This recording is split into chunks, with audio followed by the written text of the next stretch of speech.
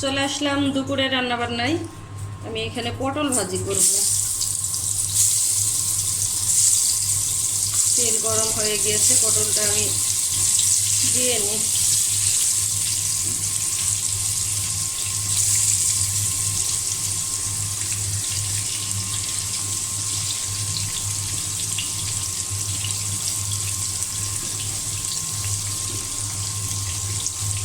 পাশে আমি কচু কেটে রেখেছি, আর এখানে ডিম সেদ্ধ করে নিয়েছি। ডিম দিয়ে কচু রান্না করব। কেউ খেয়েছেন কিনা জানাবেন। আমাদের এলাকায় না এটা খায়, এভাবে রান্না করে।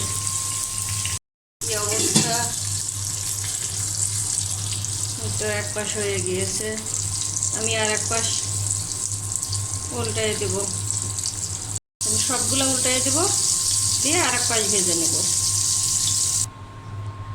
পটল ভাজিটা হয়ে গিয়েছে, আমি নামিয়ে নিয়েছি।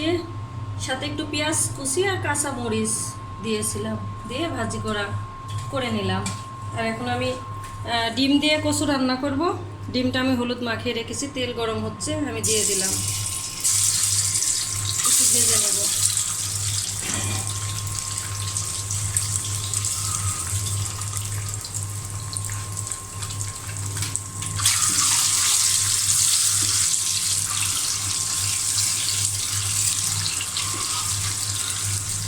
লাল লাল করে ভেজে নেব।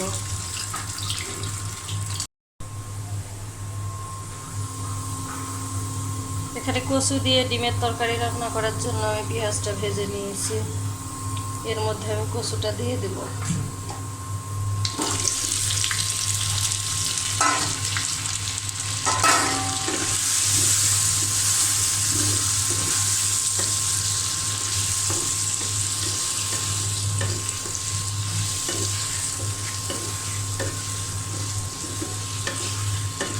কচুটা আমি ভালো করে কষিয়ে নিব।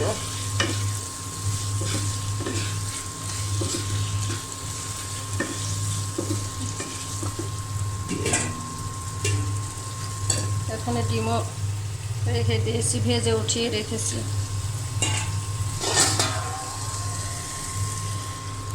হালকা একটু পানি দিয়ে দিলাম।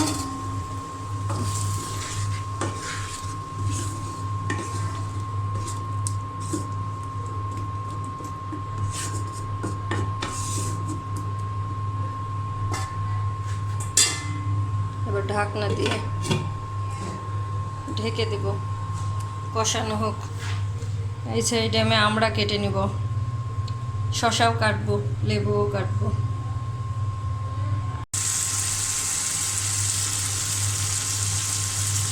তরকারিটা কষানো হয়ে গিয়েছে, দেখুন।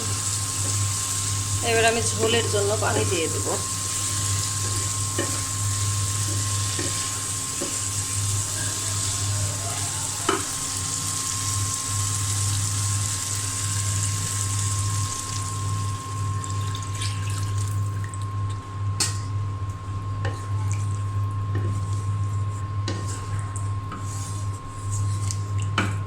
ফুটে উঠলে আমি ডিমটা দিয়ে দেব।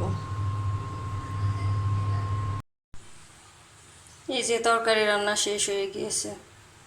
উপর দিয়ে আমি একটু জিরা গুঁড়া দিয়ে দেব।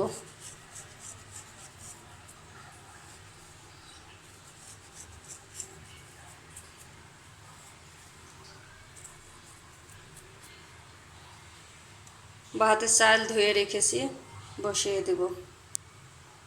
এই দেখুন, কচু দিয়ে ডিম রান্না।